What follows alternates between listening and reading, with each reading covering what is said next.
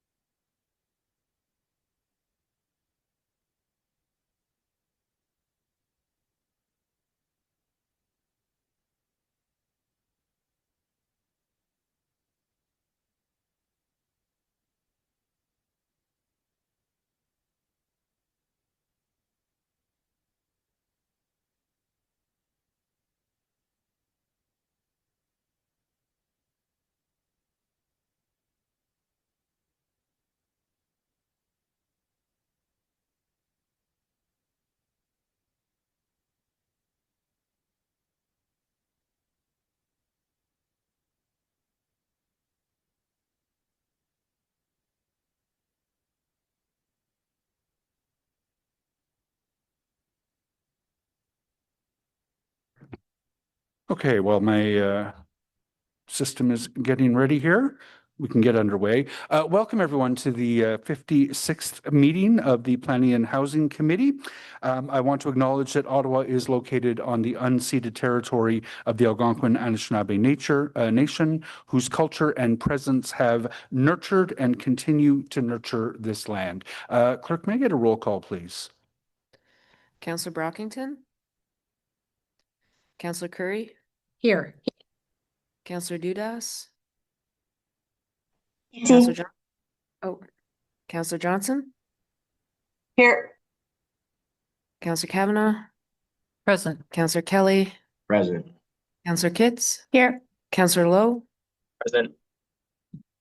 Councillor Tierney? Councillor Troster? Here. Vice Chair Gower? Here. Chair, you have quorum. Thank you very much, Kelly. This is a public meeting to consider the proposed comprehensive official plan and zoning bylaw amendments listed as items 4.1 and 5.1 to 5.6 on today's agenda. For the items just mentioned, only those who are specifically identified in the Planning Act who make oral submissions today or written submissions before the amendments are adopted may appeal the matter to the Ontario Land Tribunal. In addition, the applicant may appeal the matter to the Ontario Land Tribunal if Council does not adopt an amendment within 90 days of receipt of the application for a zoning bylaw amendment and 120 days for an official plan amendment.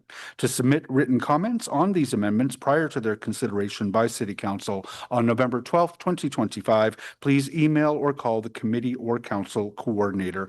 Are there any declarations of interest? I believe there is one to be declared. Councillor Curry? Thank you, Mr. Chair. In accordance with sections 5, 5.1, and 6 of the Municipal Conflict of Interest Act, RSO 1990, as amended, I, Kathy Curry, declare a potential deemed direct pecuniary interest on the following item. Official plan amendment to extend the urban boundary to include the South March Urban Expansion Area Boundary, file 0101240025, as I own property adjacent to the proposed expansion area. Thank you very much, Councillor Curry. Are there any other declarations of interest? Nope. Are the minutes of our 55th meeting, October 15th, 2025 confirmed? Confirmed. Thank you. So on the agenda today, we'll hear the item that was deferred on 3055 Richmond Road. There is a delegation. We'll get a presentation on that one. And then to be heard together, there is the official plan amendments for 4497A and 4497B O'Keefe Court, along with the South March Urban Expansion Area. We'll have a presentation, a single presentation on both those items from city staff. And it looks like there are some presentations both from applicant, and it looks like there is one delegation who is a non-applicant as well. So we'll hold that item. At 1440 Blair Towers Place, we can get a presentation if members wish it. There are no delegations. We didn't receive any correspondence on the item. Did members wish to receive the presentation? I do not see that interest. To the applicant's team, if committee is prepared to carry this, do you still wish to speak? Through you, Mr. Chair, no, we don't need to speak. Thank you. Thank you very much. Members, is this item carried? Thank you. For the item at 6615 and 6635 Renault Road, a zoning bylaw amendment, we hadn't anticipated the presentation. There are no delegations. We haven't received any correspondence on it. Did members wish to receive the presentation? I see no interest in that. To the applicant team at Richcraft, are they online? Feroz? There's no registered speaker from the applicant. Members, is that item carried? Thank you. Carried. For the item 5.5, the zoning bylaw amendment at 708, 720, and 750 River Road, there are no delegations and no correspondence. Did members wish to receive a presentation on this one? No. Vincent at Urbandale, if committee is prepared to carry this, did you still wish to speak? Oh, thanks. Sorry, Vince. Okay, members, is this item carried? Thank you. For the zoning omnibus amendments for Q4 2025, staff are prepared to make a presentation, but we don't have any delegations. We did receive some correspondence on the item. Did members wish to receive a presentation on the zoning omnibus? I don't see that interest. So is this item carried? Thank you. And just to give us the heads up, there are a couple of IPDs on today's agenda. There's the housing approvals dashboard for Q1 and Q2 2025, as well as the provincial proposed updates to the projection methodology guidelines to support the implementation of the provincial policy statement 2024. I hadn't heard that anyone wanted to lift those items for consideration. Is that still the case? Okay.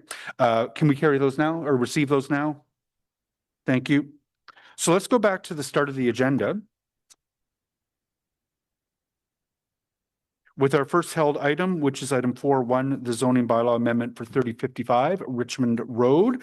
Let us launch into the presentation.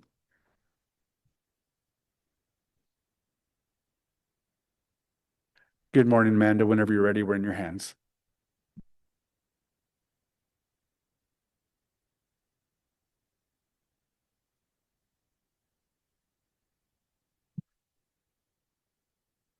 Good morning, Mr. Chair, members of committee.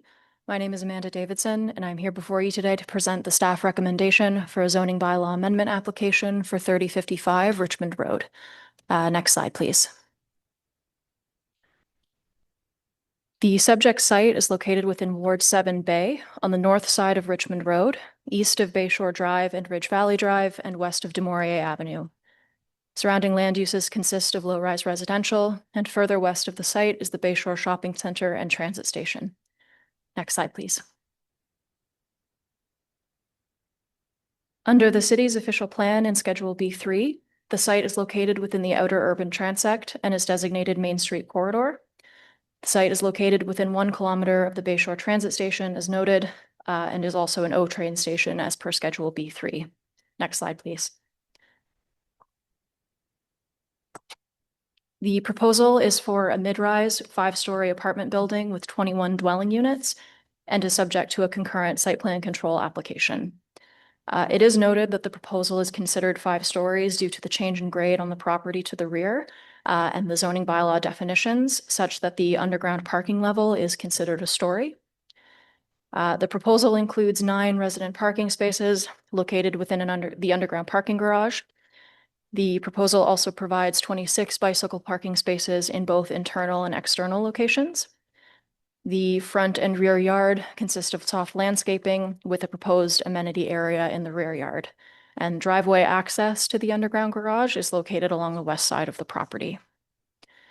The proposal was originally submitted for an apartment building with 16 units, 10 resident parking spaces, and 1 visitor parking space, with the parking provided in a surface lot in the rear yard with some spaces beneath the building.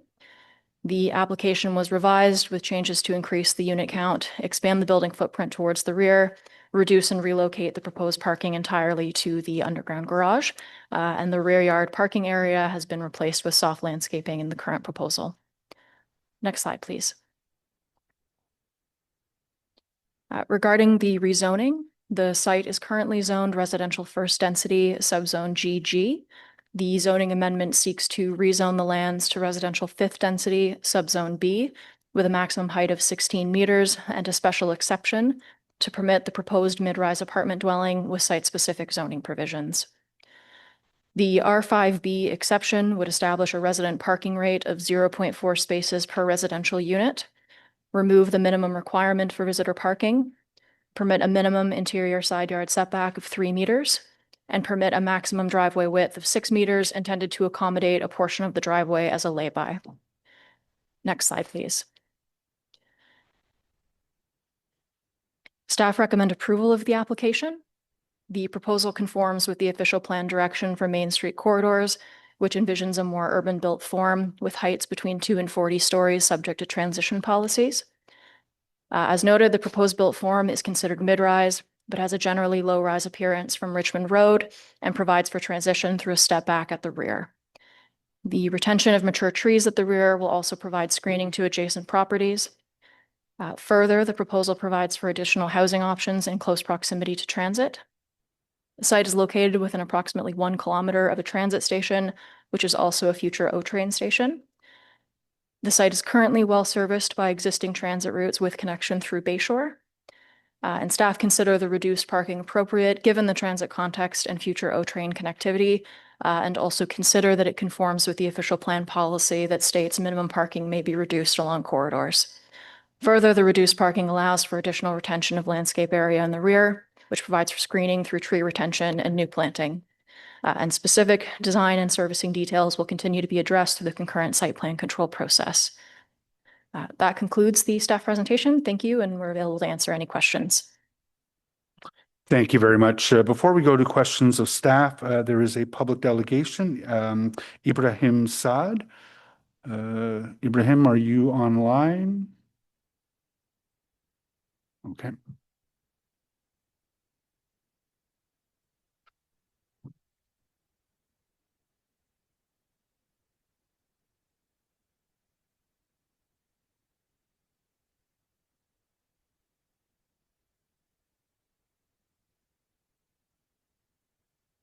All right, Ibrahim, you are now online. Your mic is muted, but if you unmute yourself, you'll be able to take 5 minutes and address the committee.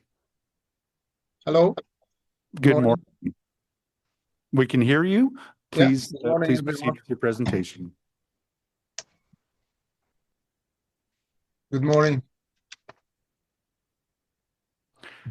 Good morning. We can hear you and are ready to hear your presentation.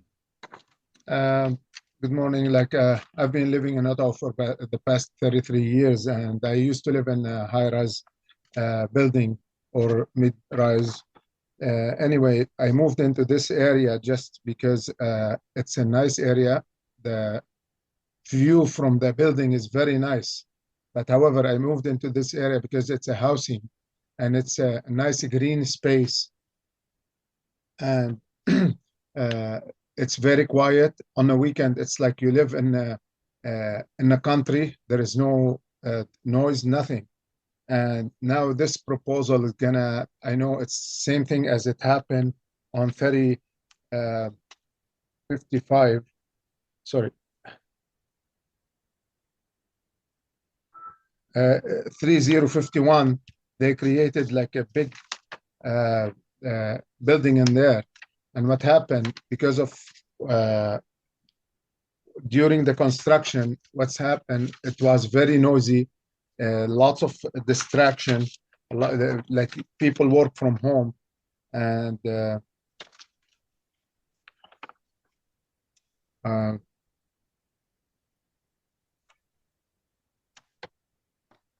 it was a lot of pollution during construction phase and more traffic, especially because of the blockage that has been on Haven Reed.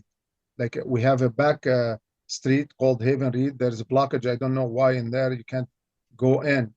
And by erecting this building, it's going to limit the green space and it's going to put more stress on the infrastructure, decrease our property value. As I mentioned in my notes, there is noise and distraction from working and the noise is going to be created even after, especially when there is snow on the road. And with this dwelling going to 0.6, as you mentioned, 6 meter in width, when you're going to put the snow, it's going to jam. And going down the road towards east on Richmond Road, every time a car wanted to turn left, if there is a school bus or there is a traffic, it takes a long time to go in. So you can imagine if somebody's delivering something to that building, they're going to be sitting on a fire lane. And if somebody's trying to go out and somebody trying to go in, probably the traffic going to be up to Kanata. Plus, this building is going to invade our privacy. Like, it's going to be so high and it's going to block the sun.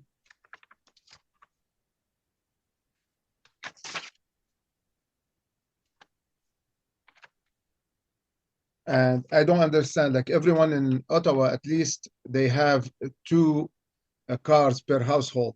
How are they going to propose, like they even decrease the number of those parking spots? And they're saying no visitor parking. If delivery guys, like everybody use DoorDash and like all those company to deliver foods, what so on, and deliver mails or whatever, how they going to go in and out? It's a very big problem. Plus, on a holiday, it's going to be a crisis, because already on a holiday, you can see the traffic jam going up to almost Carling and down to about Bell's Corner. And that's about it.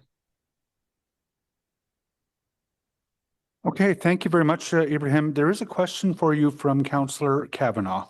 Sure. Hi, Mr. Saad. Thank you very much for coming out today. Thank you. Just so you know, the street you're talking about, Richmond Road, is going to be redone. It's going to be totally revitalized. And so the concerns that you've raised, these are things that I'll raise with the project manager for the road, because these changes are, we need to be considerate of the fact there could be more traffic.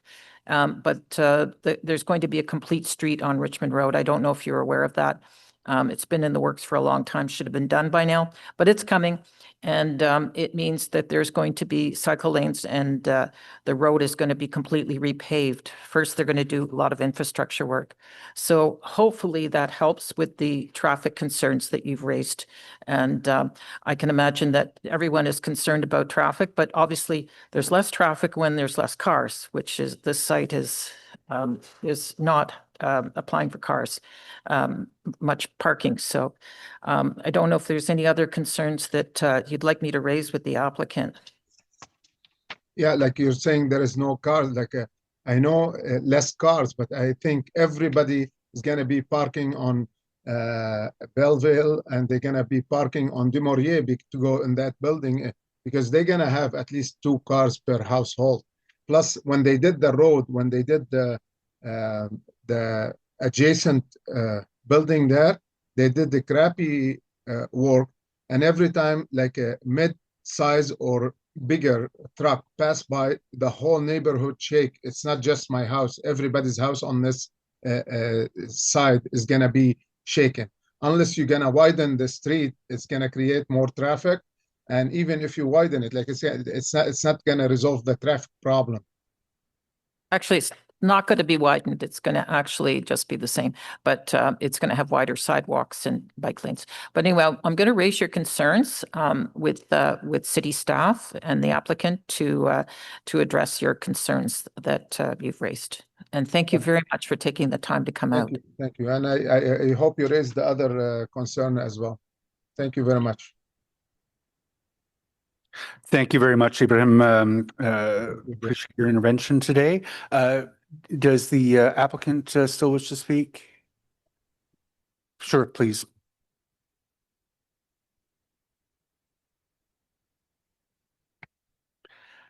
Good morning, Nadia. When you're ready, you'll have Good 5 morning, minutes. Mr. Chair, members of committee. My name is Nadia DeSanti. I'm a practice lead with WSP Canada, Inc. Just to With respect to the building height, I just wanted to remind committee that the official plan does allow mid-rise, even higher buildings in this designation, as well as on the Main Street corridor. So the proposed development is in conformity with the official plan policies for this area. Thank you. Thank you. Does anyone have any questions for the applicant? Councillor Kavanaugh? Yes, thank you, Chair. And thank you for being present today. You heard the concerns of a local resident in terms of the parking and worrying about cars parking on other streets. One of the points I raised was the possibility of having any kind of a car share because of the lack of parking. Through you, Mr. Chair, there is a car share parking space proposed as part of the overall parking spaces for this development. Okay, I think that will help quite a bit. Mhm. And as I've mentioned, the street will be totally rejuvenated very shortly. There was other concerns that they had is in terms of green space on the property, which is the private property.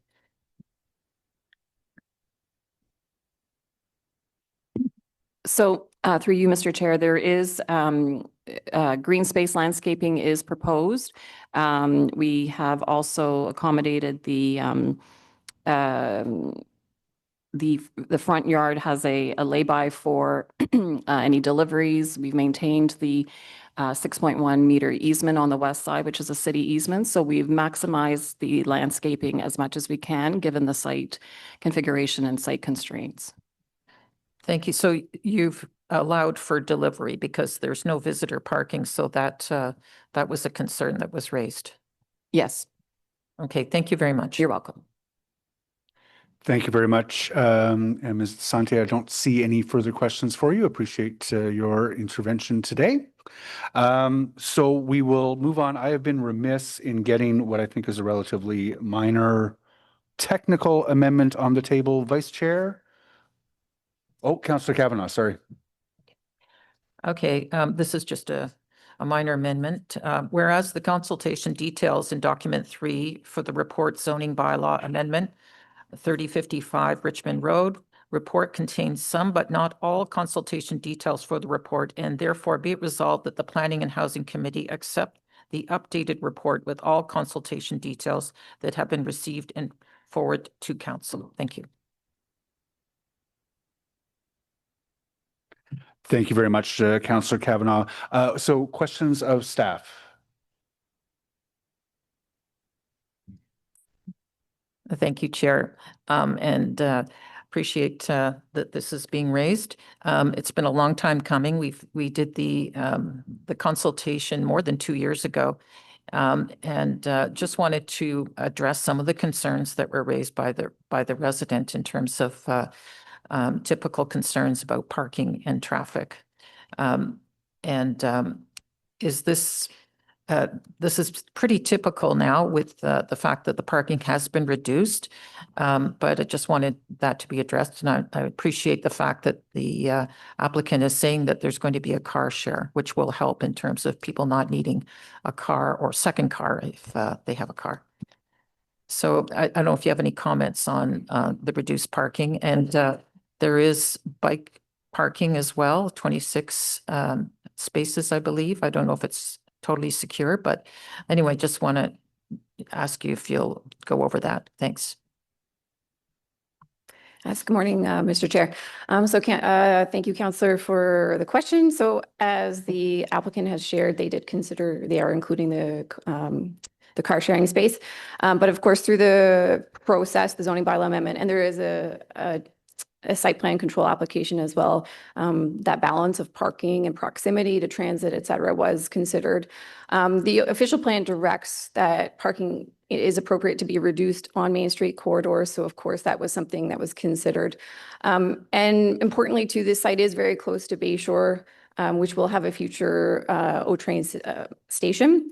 And also Richmond Road actually also has bus routes. So it does have both frequent and local bus routes. So considering all this together, as well as proximity of local streets for minimal on-street parking, we thought that it was an appropriate balance to reduce that parking on site due to the other options that are available around the site. So Yeah, so we're supportive of that reduction in parking. Thank you. And the question of green space, can you confirm that mature trees at the rear will be retained and that there'll be additional green space in the rear? Yeah, so through the site plan control application, we do look at the site in detail. So where mature trees can be preserved, of course, they'll be preserved. Any trees that need to be removed will have to go through the permit process. Our official plan also has the target for 40% canopy. So, you know, we also review that through the site plan control process to ensure that we have that maximized. You know, through the minimum setback of the rear yard and required amenity space, you know, we have those tools to use and enhance the trees on the site. Thank you very much. Thank you very much, Councillor Kavanaugh. I don't see any further questions from staff, so we'll proceed. Is the amendment carried? Carried. Thank you. And is the report as amendment carried? Carried. Thank you, colleagues. That is the item. We'll move on.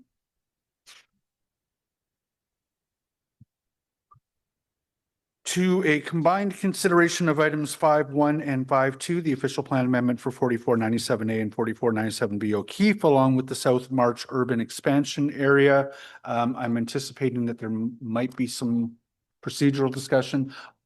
Did you want the, I'll go to our GM. Thank you, Chair. In your package, you would have seen a letter from Stantec on behalf of the landowner group asking for this to be deferred. That came in late yesterday.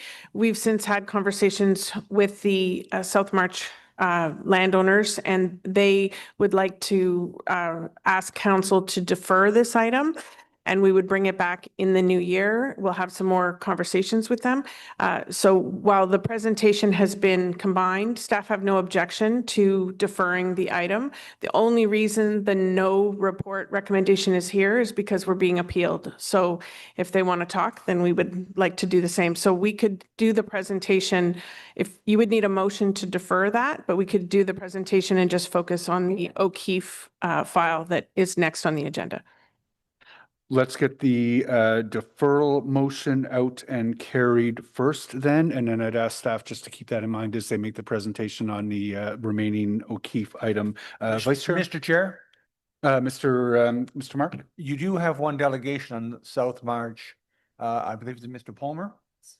You may wish to see if he wishes to speak or just have the item deferred.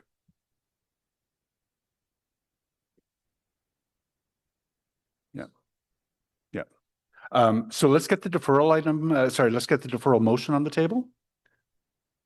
Whereas the applicant has requested this matter be deferred until Q1 2026, therefore be it resolved that the Planning and Housing Committee defer consideration of the official plan amendment South March Urban Expansion Area until a future meeting in Q1 2026. Be it further resolved that staff be permitted to include, if necessary, a revised staff report and/or supporting documentation for inclusion in the distribution of the meeting agenda with appropriate notice being provided. Thank you very much, Vice Chair. So we are now debating deferral of item 5.2, and I'll take our council's direction and go to Mr. Palmer. Mr. Palmer, you've signed up as a delegation for the South March item. We are debating deferral at this point. Did you wish to address deferral? Have an opportunity to? You need to unmute yourself, I think.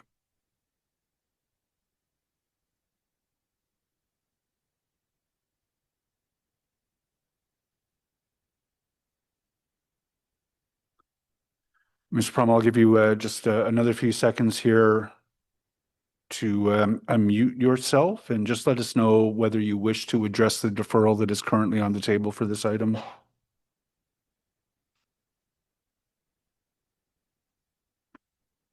Beg your pardon, I couldn't figure out how to do that. Thank you very much. It is a little alarming to me that there will simply be a deferral and talk. What I think that how the committee needs to understand is the already pell-mell development along March Road. We already have thousands of new homes being built. Mr. Palmer, I'm sorry, the rules of our procedure is such that your comments at this point need to be focused on whether or not to defer the item. Do you have any objection or do you support deferral of the item? I would oppose deferral. I would hope that we would just kill off this amendment, kill off this proposal now, because it is, we don't want to simply say, okay, just tweak a couple things. This needs to be dead. We are choking. We are choking in already on the development that there is, which is not very well done, frankly. It doesn't seem, and so it strikes me that rather than deferring it, we should just kill off this proposal, let them come back in 5 or 10 years, and let the city develop the existing lands that there already are. It's just far too much to try to think, oh, we just need a couple little tweaks. It's not a matter of a few tweaks. We need to have this killed off once and for all, or not once and for all, once in 5 years or 10 years. Come back in 5 or 10 years, but it's already far too much. It's the traffic jams, the infrastructure is not there. And there's a social and emotional toll. Mr. Palmer, sorry, you're sort of moving into the substance of the item. What I've heard from you is that you would oppose deferral today, have the debate, and in your hope would be that council would support the recommendation for refusal. So I'll end that there, and I'll move on to Councillor Carey. If I could just, Mr. Leeper, there is a reason for the deferral. Of course, you're getting into substance, but it's that is because it is a very, very important issue that we need to kill off now. This is not a well thought out proposal. Okay, thank you very much, Mr. Palmer. Chair, may I just clarify staff's position on deferral? So we are not changing our position in terms of the no report. But the reason this report came forward now is because the landowners appealed our decision for time from a time perspective. We do not see any urban expansion should come until council has had all of the conversations that will not complete until the first quarter of 2027. So we don't see any urban expansions needing to proceed until that time. So we're not taking a position, we wouldn't be deferring it to try to settle anything. We just think this is premature. Thank you for that clarification. Councillor Kelly on deferral. Yeah, thank you very much. And it's, am I able to ask questions of staff currently? If it helps you determine, it's focused on. Yeah, it's focused on deferral. I'm opposed to deferring this item. I don't see why we would be doing that, and so I'd like to ask a few questions of staff on some of that, if that would be okay, Chair. Sure, but short leash. Yes. So the applicant is asking for deferral, but it's my understanding that they're appealing the decision based on the fact that the timeline under the Planning Act was not met for this review. Is that the case, that the timeline was not met and that is what they are appealing on? Chair, the application was deemed complete on April the 8th, as I recall. 120 days after that, they had the statutory right to appeal to the Ontario Land Tribunal, which they did. Okay. And they're asking for a deferral so that the appeal can be ruled on. I'm not quite sure what the deferral is achieving in this case. If they've already appealed the decision, what is deferral going to do here?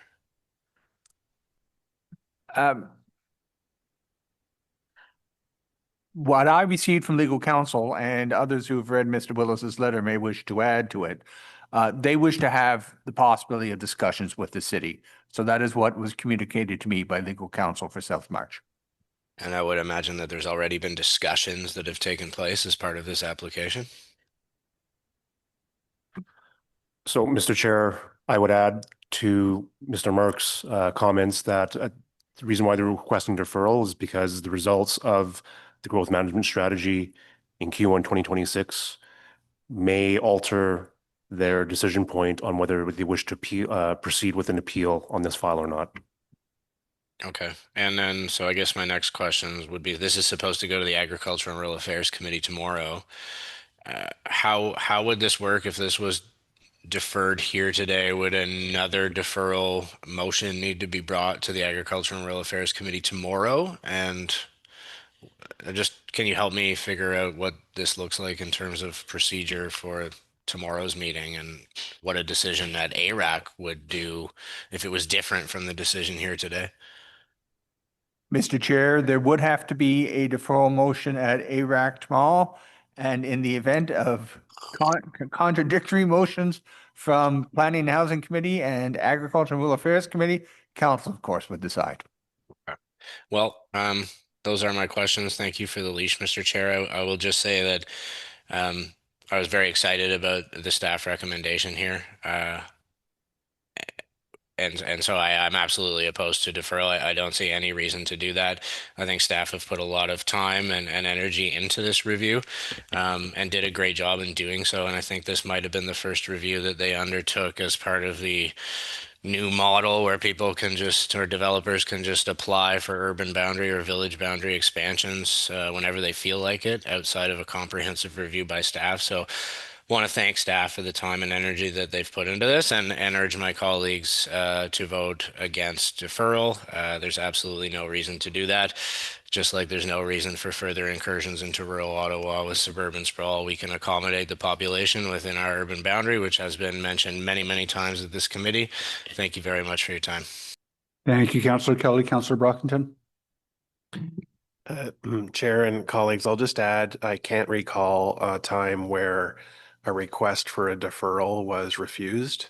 We're responding to an application that was submitted. It's been vetted through our planning department. And yes, we're ready to have a decision here. But if the applicant is requesting a deferral, I'm not sure why we would refuse that request. Thank you. Thank you, Councillor Brockington. Vice Chair. Thank you. For staff, would granting a deferral or not granting a deferral make any difference to how we approach the case in front of the tribunal? Like, if we don't grant a deferral, does that disadvantage us at the tribunal in any way? So there, Mr. Chair, I sensed a policy question at the start of the Vice Chair's question, and I would invite planning to respond to it. As with respect to before the tribunal, no, I don't see any negative impact one way or the other way, Mr. Chair. Thank you. And in general, this committee and our council has been clear that we do not want to see any urban expansion ahead of a formal process. I just would like staff again to articulate how a deferral, or if a deferral, how a deferral would help support that general direction that committee and council has taken. Mr. Chair, it really depends on the results of the growth management strategy in Q1 2026. There could be one scenario where additional land is required, in which case we would have to score where those candidate lands would be. And that would include the subject lands, and then the subject lands may come ahead to be one of the prime candidate lands. So that might change the staff position on the file. Really depends on the nature of the work and the results of the growth management strategy. I suppose whatever staff come back with in Q1, committee still has the ability to agree or disagree. So, yeah. Okay. Thank you. Thanks, Chair. Can I just add to that, Chair, with your indulgence? I see this delay as an opportunity for the landowners to decide if they still want to appeal. I see nothing changing in terms of facts on the ground that would change our opinion until 2027. We will continue to write no reports on urban expansion until we have different data and direction from council that urban expansion is necessary. Okay. Thank you for that. So I don't see any other questions on deferral. Could I get a vote on deferral, please, Kelly? Counselor Brockington, Yes. Counselor Curry, She's Counselor Dudas, Yes. Counselor Johnson, Yes. Counselor Kavanaugh, Yes. Counselor Kelly, No. Counselor Kitts, Yes. Counselor Lowe, Yes. Counselor Tierney, Counselor Troster, Yes. and Vice Chair Gower, Yes. Chair, Yes. 9 yeas, 1 nay. Okay, so this item is deferred, sorry, until a future meeting Q1 2026. So I would ask staff as we move through to keep in mind with your presentation, modify on the fly if you can. And I believe Councillor Curry is now no longer conflicted on the item, so full participation, Kathy. Let's move into the staff presentation.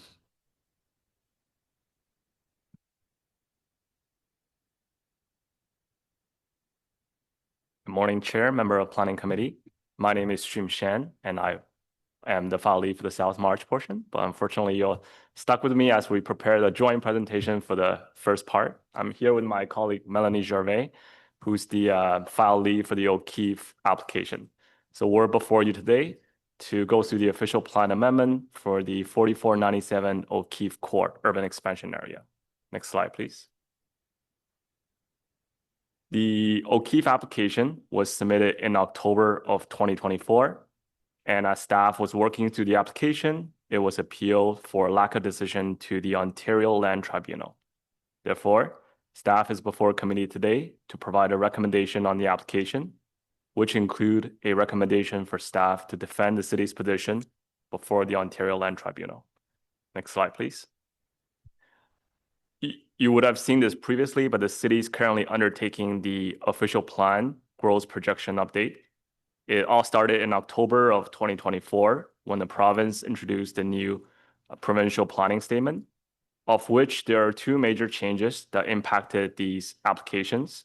First of all, the Ministry of Finance population projection is now to be the basis to determine municipal level housing projection at the time of an official plan update.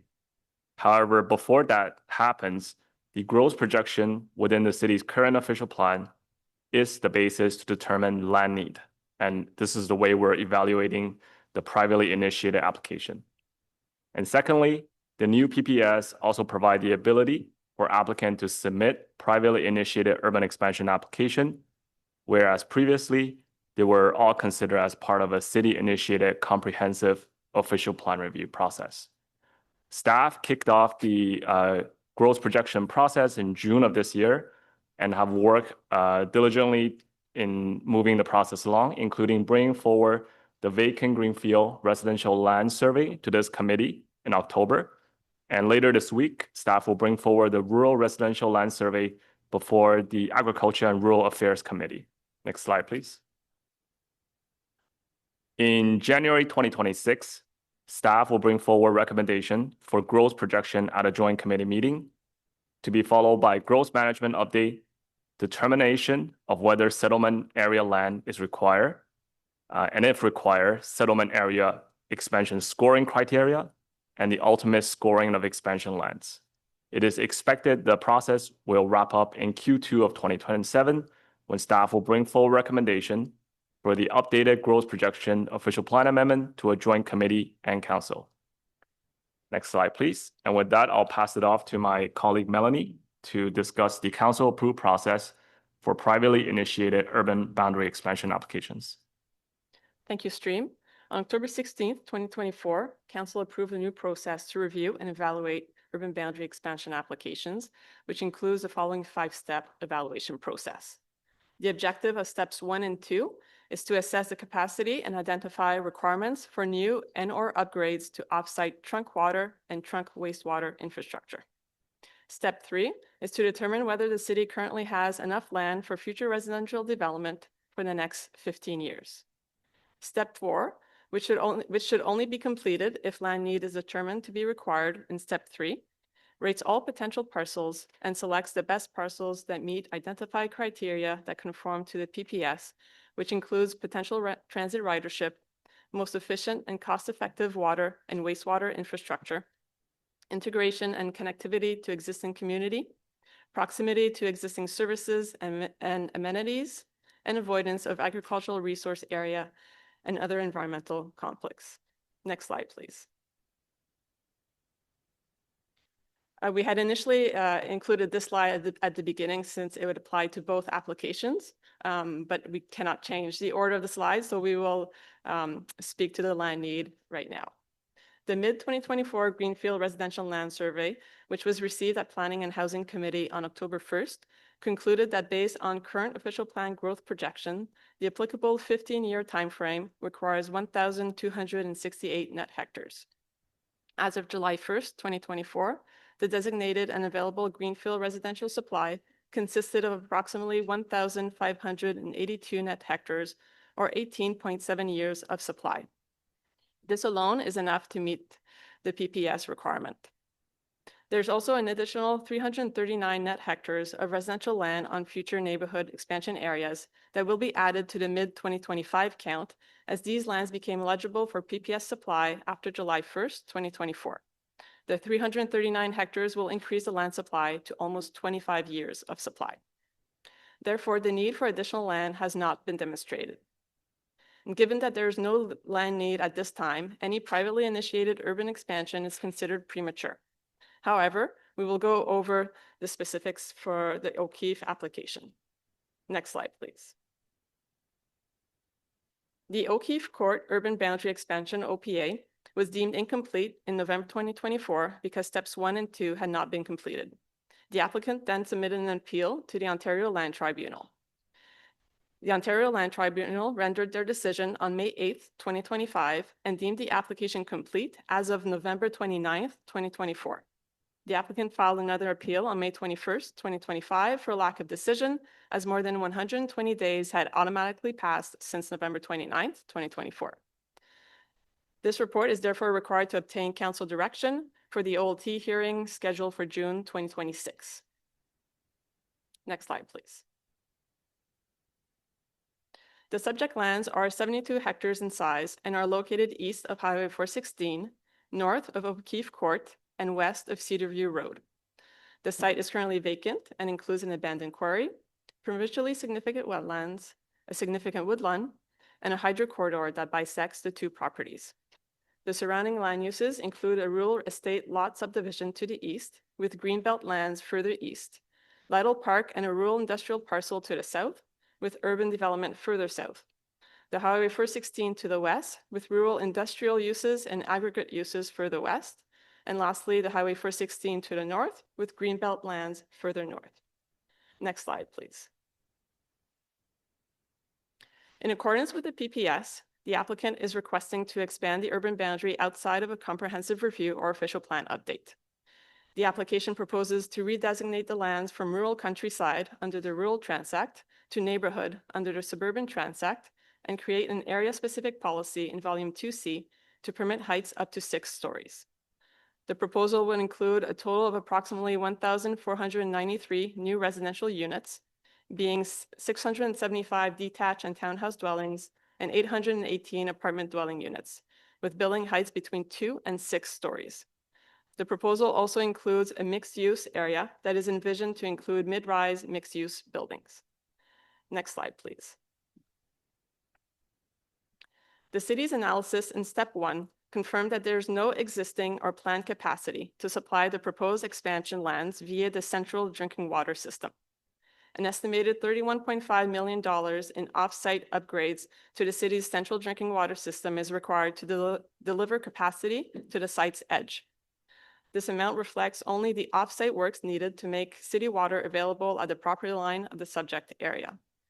For wastewater, while Step 1 confirmed that no upgrades to the central sewer systems are required, The nearest available trunk connection is approximately 2 kilometers away. To reach that point and bring sewer capacity to the property line, roughly 2 kilometers of local sewers would need to be installed within Strandherd Drive at an estimated cost of $12 million. These costs are exclusively off-site and limited to water and wastewater. They do not include any on-site local water and wastewater servicing or other infrastructure such as stormwater, roads, or utilities. Those would be defined through the secondary planning process and subsequent development applications. Concerning step 3, as mentioned earlier, it was confirmed that there's almost 25 years of supply, and therefore the need for additional land has not been demonstrated.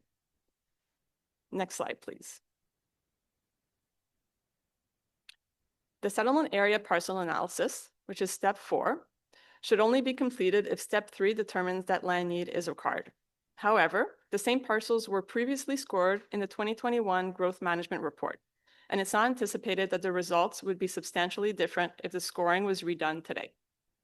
The O'Keefe Court area was comprised of 2 clusters, and the parcels within those clusters that are subject to this application had a range of overall scores from 17 to 22. None of the parcels and clusters met the minimum transit score of 2, nor the minimum servicing score of 14, nor the minimum overall score of 30, and were recommended as Category 2, assessed, not recommended. The location of the subject lands shown in the hatched area does not represent a phased progression of urban development. The subject lands leapfrog over an adjacent estate lot subdivision in the rural area to the east, and they are also adjacent to a rural industrial parcel to the south with an active site plan control application for 3 industrial buildings that does not include provisions for another future road connection. Therefore, an urban boundary expansion for the subject lands would create an urban island surrounded by rural lands with inadequate road connections, as a development of this size should have multiple access roads to meet emergency services requirements and reduce traffic congestion. Next slide, please. When lands are added to the urban boundary, they are typically added with a future neighborhood overlay, which requires a comprehensive secondary planning process before the overlay is lifted, and therefore applications and development applications can be submitted. This secondary planning process provides a high-level review of subject lands and how they interact with the adjacent lands to ensure appropriate servicing, proper distribution of densities, commercial, institutional, parks, and open space, adequate road network layout, and ensures environmental protection areas are identified and protected. This process also provides an opportunity for community engagement, which is a fundamental part of the secondary planning process, as it helps to inform and shape the final land use plan for neighborhood. This application is not requesting the future neighborhood overlay, which would create gaps to ensure proper planning. Next slide, please. The subject lands do not meet the test for an urban boundary expansion, as it's not consistent with the PPS. It does not conform to the official plan, and the land need hasn't been demonstrated. It's an enclave surrounded by greenbelt and rural lands, and there are other lands that are better suited to take on the approximately 1,500 units with greater connectivity and more cost-effective servicing. Therefore, staff recommend that Planning and Housing Committee recommend Council refuse the OPA to bring the subject lands into the urban boundary, and recommend Council direct staff to defend the city's position at the OLT. Thank you. Thank you very much to staff for all of that work. There are a couple of public delegations, and then we can go to the applicant team if they choose to take the time. Audrey Chapman is with the Cedar Hill Community Association. So come on up to the microphone, and you'll have 5 minutes to make a presentation to the committee, and you'd be followed by Amanda Brewster, who would also have 5 minutes to make a presentation to the committee. Our staff will make sure your microphone is on. And whenever you're ready, Ms. Brewster. Just for clarification, good morning, Mr. Chair and councillors. Amanda is supporting me today, but she is back there. She won't be presenting. Thank you for letting me know. Whenever you're ready. Thank you. My name is Audrey Chapman, and I'm here with Amanda Brewster. We are here on behalf of the Cedar Hill Community Association, of which we are both board members. We are speaking in opposition to Mattamy request to rezone the subject lands from rural to urban. The Mattamy land is a landlocked pocket of rural property, bordered by 3 existing rural communities and a rural industrial parcel. When the abutting subdivisions were created, the former city of Nepean determined that the underlying bedrock made them unsuitable and too costly to construct full municipal servicing. For that reason, this area remained rural. The adjacent Mattamy parcel shares some of these characteristics. It's important to note that the city has already approved a prior Mattamy plan to develop this land as a rural community, a plan that fits well with its neighboring communities. Residents were consulted on that proposal and support it. Given today's rising infrastructure costs, reduced immigration, a slowing housing market, and most importantly for Ottawa, public service job cuts coming, it's not prudent to convert this particular rural parcel into a costly, isolated urban subdivision far from public transit and major infrastructure. The site is simply not appropriate for urban expansion. It's completely surrounded by rural properties. Of great significance is that it has no direct access to an arterial road, only one possible rural entry and exit road. The proposed southern access to O'Keefe Court crosses privately owned land. As noted, there is an active site plan control application for a warehouse, which does not include provisions for the future road connection. The area has no cost-effective connection to municipal water, wastewater systems. Extending and upgrading this infrastructure would be enormously expensive and would disrupt the community. It's far from existing and planned transit, meaning ongoing costs to taxpayers for future transit service. By contrast, the approved rural draft plan would require no major off-site infrastructure, create minimal disruption, and respect the area's rural heritage character. Independent engineering studies have confirmed that the significant off-site upgrades would be needed to bring water and wastewater infrastructure to the Mattamy lands. These upgrades would tear up recently completed infrastructure and at great expense and disruption. The area's water supply, known as 3SW, is near capacity to meet existing approved needs, including the Canada Food Inspection Agency's major expansion nearby. Adding Mattamy's proposed development would stretch this system beyond limits. Given the region's low-lying terrain, additional paved services would worsen stormwater runoff and flood risk, creating potential public health and safety issues for the nearby communities.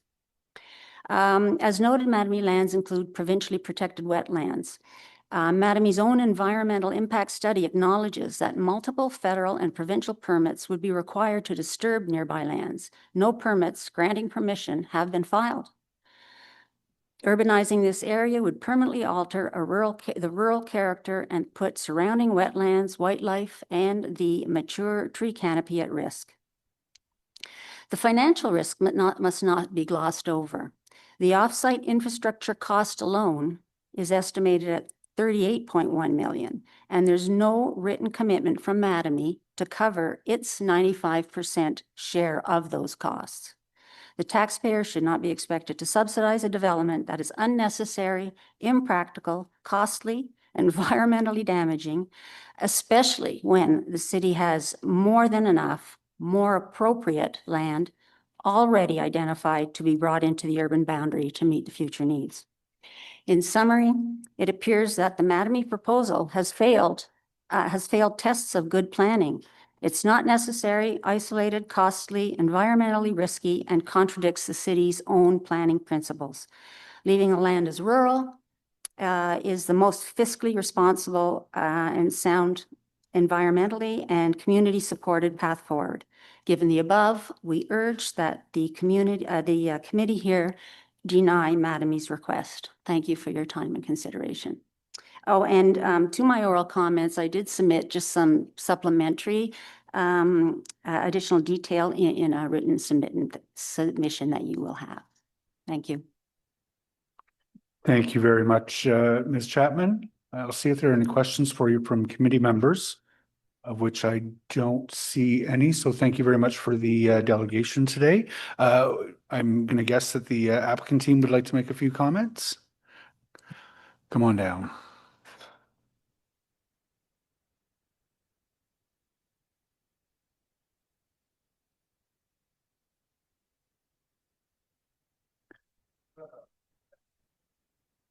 Yeah, we'll get that up on screen for you. Thank you very much. And whenever that's up and ready, we're ready for your presentation. Maybe go to the next slide just for convenience. Good morning. I'm Miguel Tremblay. I'm a partner at FOTEN, and I'm here with Paul Black, a principal at FOTEN and the file lead for Mattamy. As you are aware, we submitted some written comments to the committee yesterday. So Paul and I will only make really general high-level comments related only to the O'Keefe Cedar View applications. Once we completed step 1 and 2, Mattamy through FOTEN submitted an official plan amendment to expand the urban boundary by 72 hectares to apply a neighborhood designation. And as you heard, without the need for a secondary plan. Mattamy is the only property owner here and controls all of the lands. And we saw no need for a secondary plan, given that we can and have submitted a zoning bylaw amendment and a plan of subdivision application. The intent of the official plan is to allow anywhere from 1,400 to 1,500 units with a mix of single detached townhouses and, as you heard, up to 6-story apartment buildings, all with an effort to create a complete community. I'll just leave you with a few points, maybe in contrast to some of the comments made in the staff report. The PPS does allow Mattamy to submit an expansion application outside of the comprehensive review. The OLT deemed the application complete, as you heard, in May 2025, and council is required to consider these applications.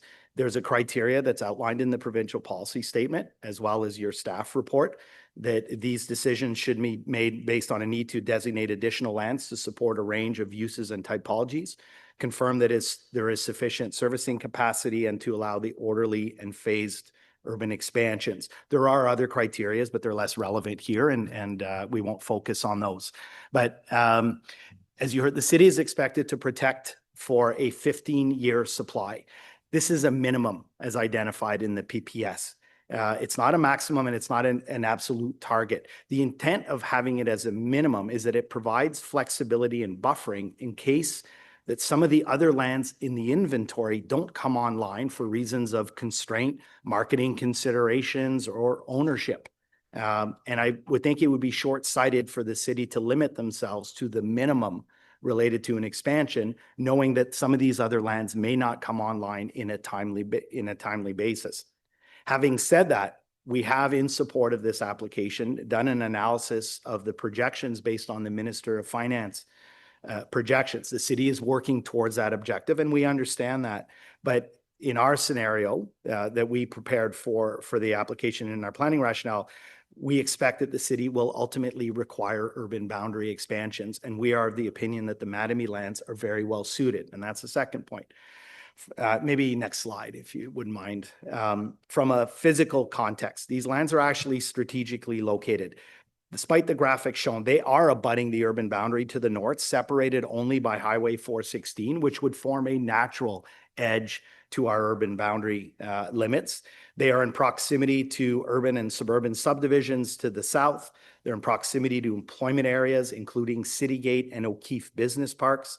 They are in proximity to commercial nodes, including the Trinity development that Paul did, that includes the Costco food store, amenities and the Greenbelt, city services, soft services like fire stations and libraries and everything else, and has excellent highway access.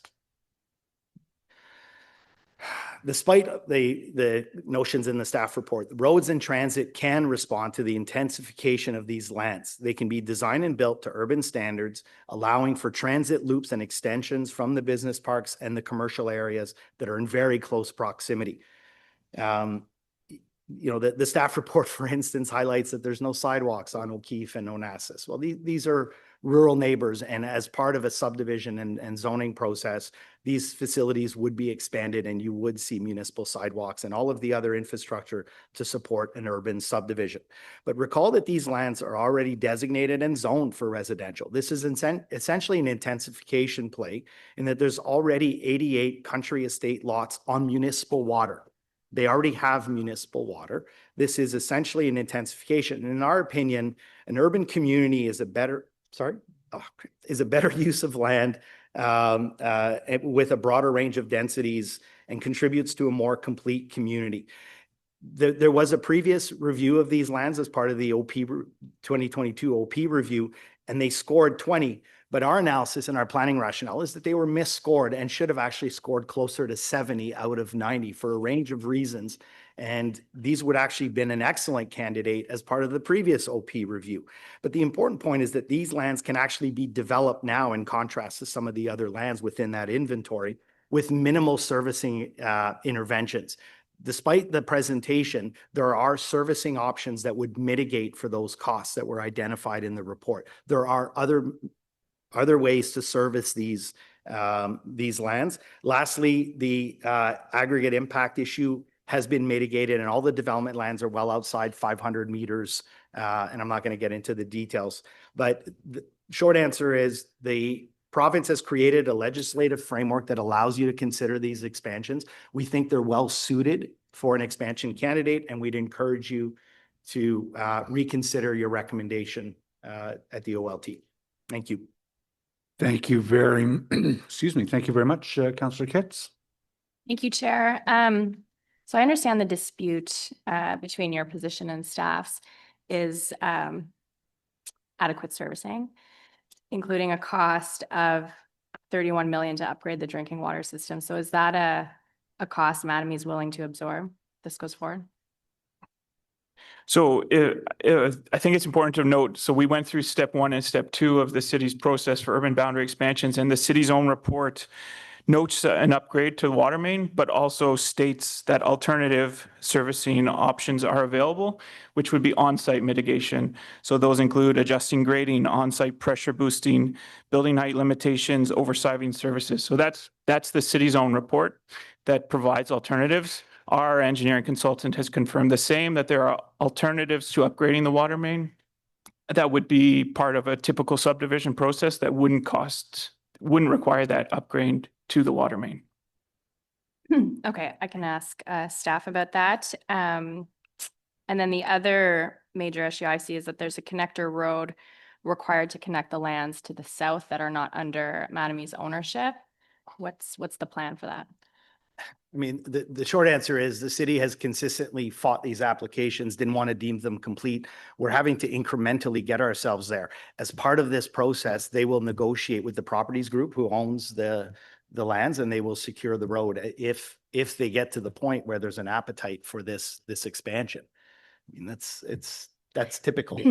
I'm smiling because I do agree it's typical, but there was land in my area that came to a full stop because of that, the developer not being able to acquire land that was needed for a road. So. Well, and that's a consequence to Mattamy if they're unable to secure the road, but it kind of reinforces my other point that all of the other lands that you're speaking to that are in your 15-year inventory may have constraints. And that's why it's, I think, ill-advised for the city to say, we've hit 15, we're stopping. I think that's a very fragile position. Okay. Thank you. Thank you. I take your point that 15 year is a minimum, not a specific target. Are there downsides? Could there be any downsides to having too much land available?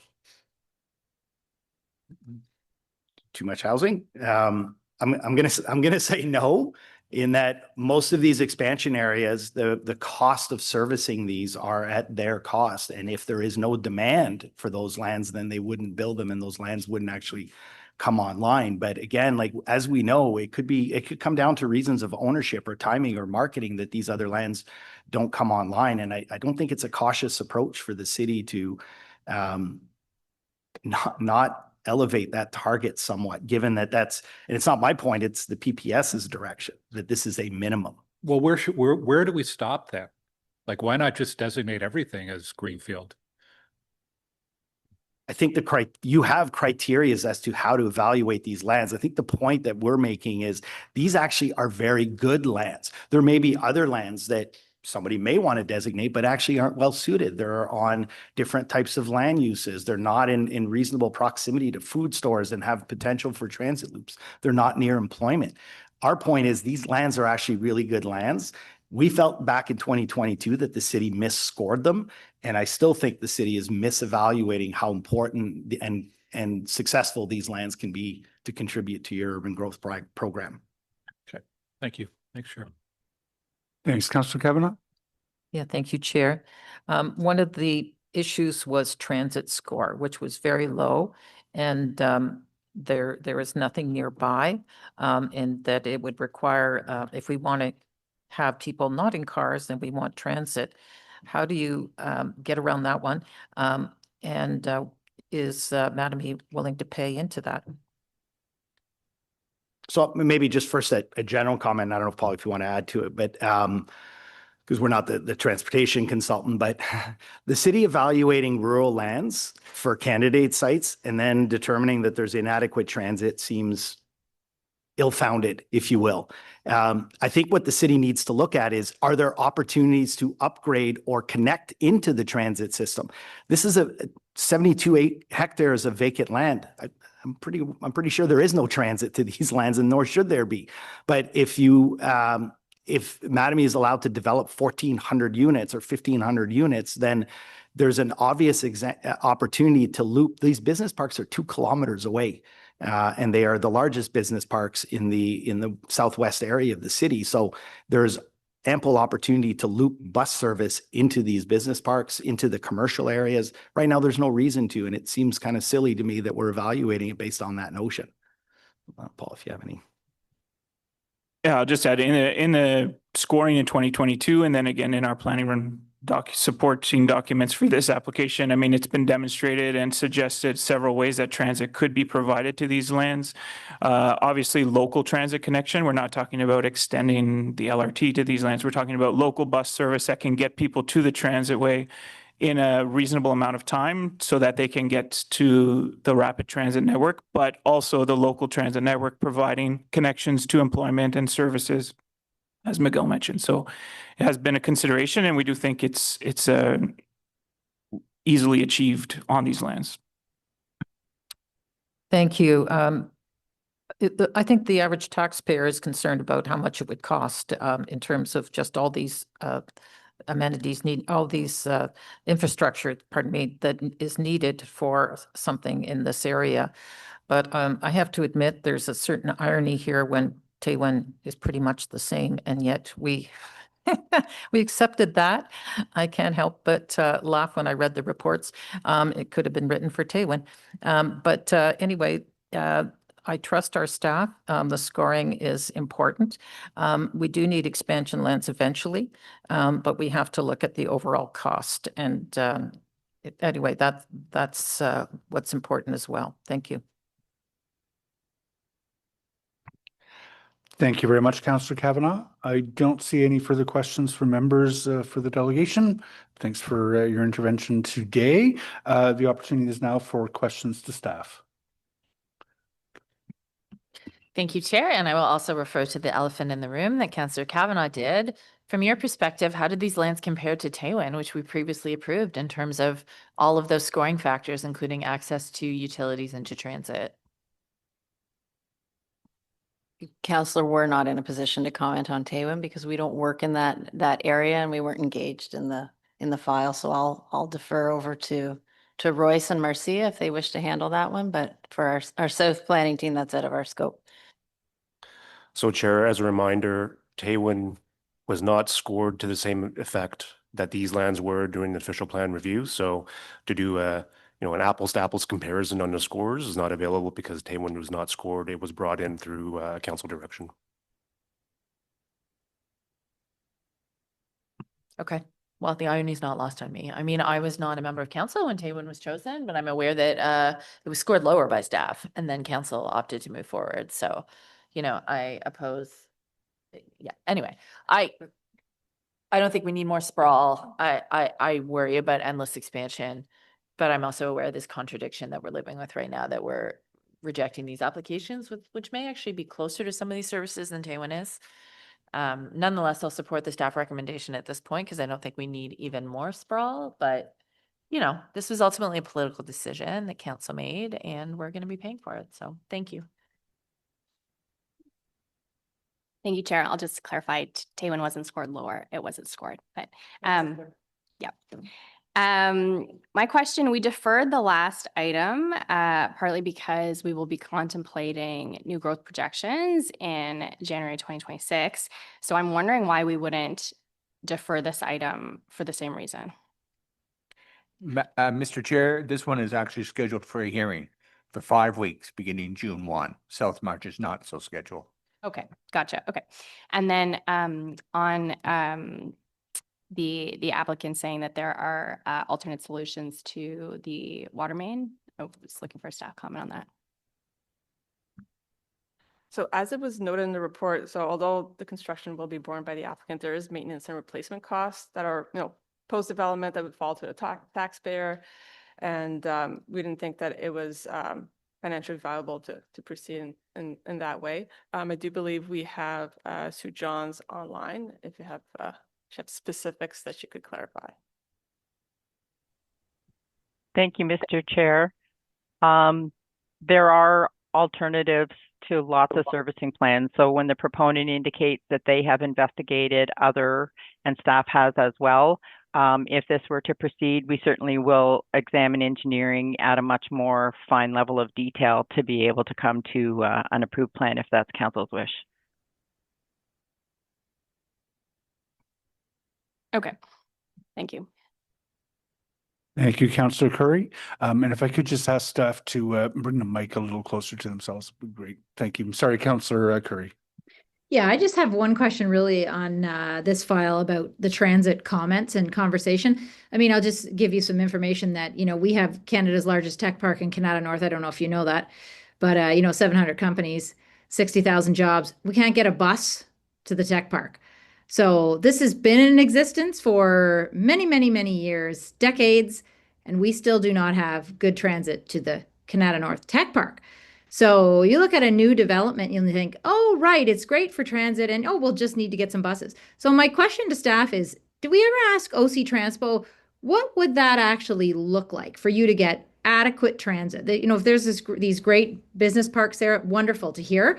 But what would that look like? What is the cost? When would that happen? Do we ever get a fulsome comment from OC Transpo shows our current $37 million deficit, our lack of stage 3, upload that we're wondering about? Do we ever get that when we look at these decisions? Chair and Councillor, thank you for the question. I think, again, if this application were to progress further, those items would have been looked at in detail. But really, the threshold for analyzing these projects were more high level. So our transportation team did come in and really felt that that transit was not available in the vicinity and that it was not a logical progression of development for that reason. So I'm not sure how deeply that transportation was explored. We do have a transportation planner here today that I could call on if we wanted to ask some specifics around that. Chair, I could add some context as well. The scoring criteria that council had endorsed was based on availability of higher order transit. So it was proximity to LRT in the efforts to achieve our 5 big moves of the official plan. So while there was discussion on the ability to connect the transit through local bus, et cetera, that is not the criteria the council had established. For expansion parcels, it was proximity to higher order transit, full stop. Fascinating. We're all listening to that. That's what the criteria was set by council, right? I mean, we look at a development in Canada, Arcadia. It's been around for 10 years up by Tanger Mall. We only just got the very first bus this year to that development. It's fully built out. We finally got one bus after 10 years. So, I mean, I tell you, maybe we need to change our criteria when these things happen, because, Councillor Kitt says, almost every meeting about always the cart coming before the horse, that we don't fully understand what it looks like when we do these types of expansions, and then later on go, oh, wow, wouldn't it be nice if we had a bus? And we say that for 10 years. So I would not I'm supporting the staff recommendation here, obviously, but I think we have more work to do in terms of our criteria as well. Thanks.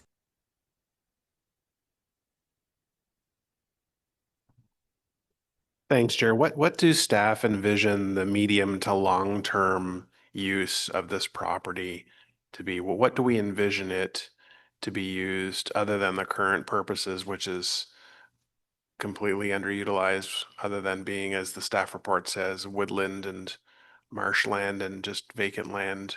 Do we have a vision for this property at some point?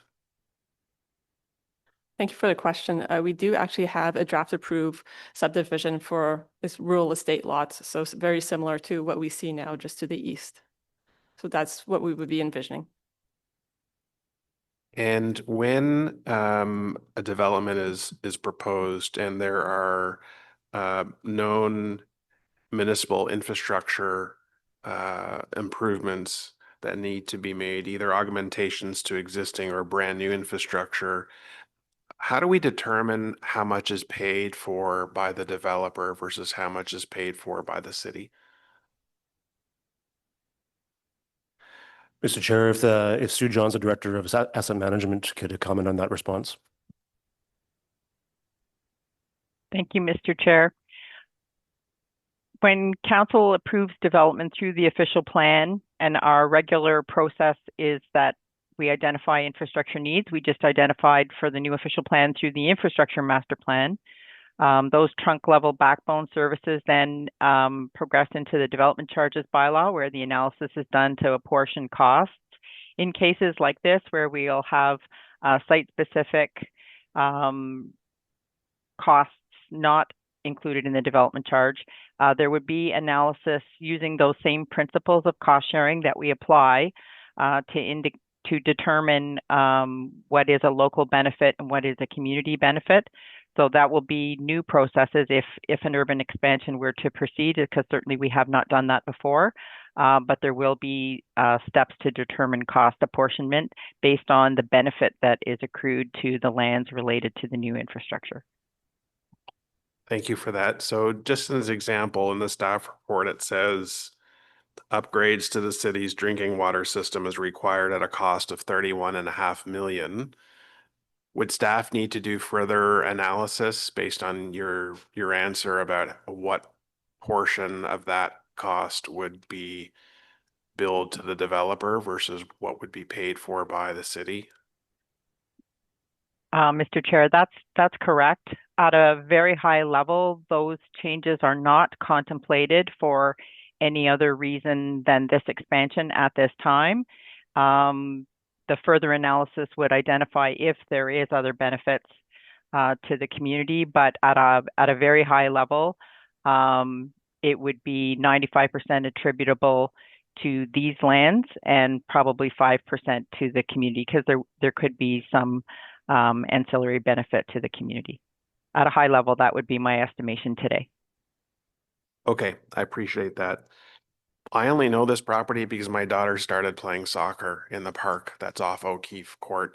So I'm not an expert in the area, and I appreciate the community association coming out today to give us additional context. I think there are some positives on the location of this property, whether it's highway location or location to the commercial districts in the immediate area. I do want to respect the staff recommendation at the time, but also we are in a housing and homelessness emergency. And if there's a developer willing to build 1,400 units, I'm open to a conversation. So I may be swayed between now and council, but at this time, I'm leaning towards supporting the staff recommendation. Thank you. Thank you very much, Councillor Brockton. Councillor Kavanagh? Thank you very much. Just to make it clear that I trust the staff recommendation when you do an analysis, because this is about climate change as well, that we don't want sprawl, we don't want more cars on the road, and because the transit is obviously very weak on this. And I think that if we had listened to staff earlier, I'm going to repeat it. Taywin would not be on the table at all. And that's what staff had said earlier. But I just wanted to make it clear that I trust the analysis that is for these and appreciate the work that's done by staff. Thank you. Thank you, Councillor Kavanaugh. Councillor Lowe? Thanks. Want to follow up on one of the comments that Sue, if she's still online, had made about possible ancillary benefits to the existing community. My familiarity with that area is that the suburban context in that area was built, I think, in the last 10 years, while Cedar Hill is on. I want to hazard a guess and say that it's on well and septic. Do staff anticipate any, at a high level, do staff anticipate any ancillary benefit to the existing community if the upgrades to the water main were to be pursued? Mr. Chair, in the work that staff have done in completing the step 1 and step 2 assessment of the expansion, we are talking about 2 different pressure zones for the water system that extend as far over as the Barrhaven pump station within Councillor Lowe's ward. So it is at this high level, we do attribute a small percentage, 5%, that would contribute to the resilience and redundancy of the existing system. It is not something that we have planned improvements to do. It's more taking this proposal into consideration. Okay, thanks very much. Second question, I was pulled away for a few seconds there earlier. Has the developer indicated any sort of development horizon timeline if this goes ahead? Thank you for the question. I would have to verify with them. Okay, thanks. That might be something productive to bring up directly with them before we vote at council, if councillors are curious. Vice Chair Gower? Thanks, Chair. I just wanted to offer my opinion that there is definitely an impact to approving greenfield development, expanding the urban boundary beyond the maximum, beyond the minimum, beyond the minimum. My example in Stittsville would be we have 238 hectares of land available to be developed, and that's not counting a new piece of expansion land that was approved through the 2021 official plan process. The land that is already designated for expansion is over 11,000 homes. That's years and years of homes. But where that land is located is, if it could be developed quickly, it would allow us to complete existing road connections that are disconnected now. It would allow us to put people living in a way that's more conducive to transit, because we can bring higher densities to land where transit routes already exist. Right now, we're sending transit through roads without any homes on either side of it. Development has leapfrogged into areas ahead of where it should have. I have no doubt that this piece of land that we're talking about will be developed someday, but that can happen in the future once we've already filled in the land that's available for development now.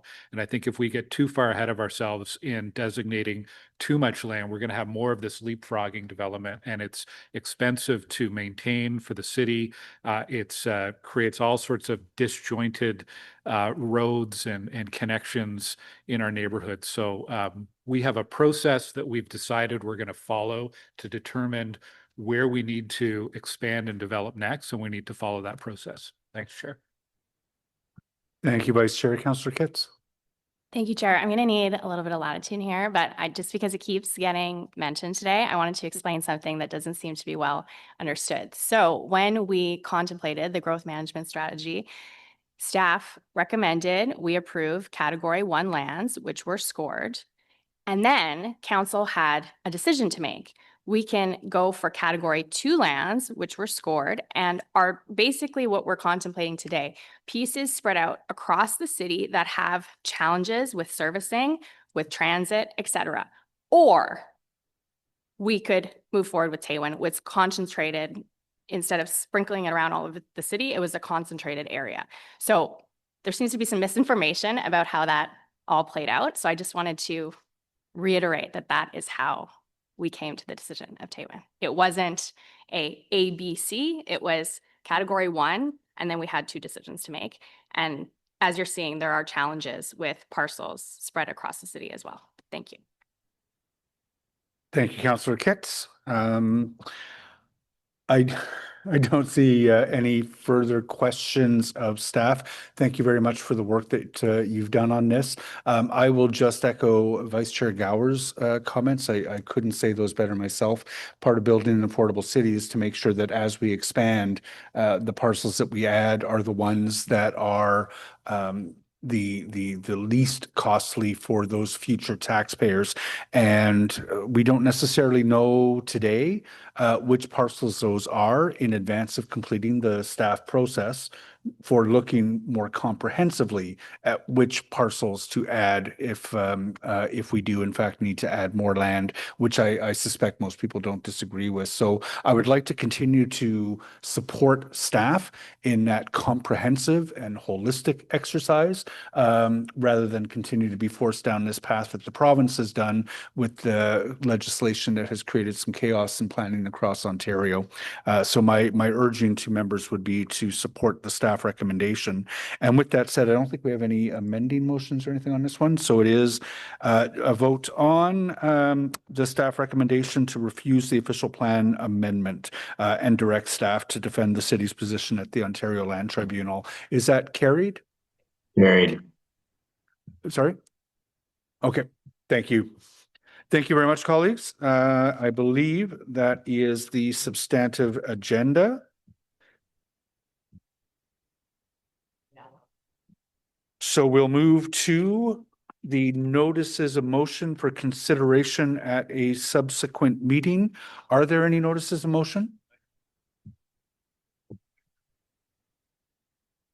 Yeah, they've got them.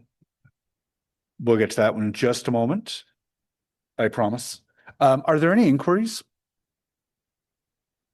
Other business, there is a motion to add to the agenda from Vice Chair Gower. Vice Chair Gower, the floor is yours.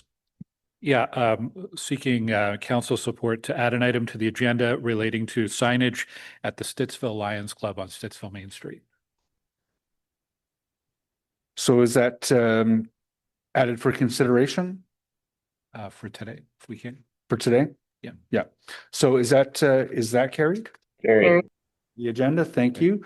Vice Chair. I'll read just the therefore be it resolved that Planning and Housing Committee recommend council approve exemptions to Table 1A of the permanent signs on private property bylaw 2016-326 as amended to allow the installation of a digital message center in a TM zone, the maximum height of a ground sign in a TM zone to be 5.18 meters, the minimum side yard setback for a ground sign to be equal to 0.75 meters, and be it further resolved that the fees for minor sign variance totaling $2,330 be waived, and this is for the property at 1339 Stittsville Main Street. And this would allow this to go to council next week so we can meet some timelines for installation for the Lions. Thank you. Thank you. Do members have any questions? I'll just pose a quick question of my own to staff. Are staff supportive of this or have any objections to this?